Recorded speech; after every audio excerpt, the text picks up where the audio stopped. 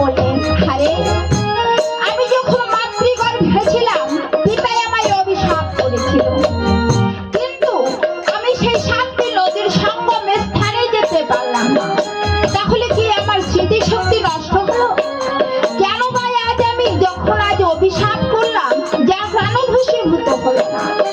ক্ষণকাল চিন্তা করে ভাবলেন, ওর যদি সেই রূপ হয় আমি ওকে আশীর্বাদ করব।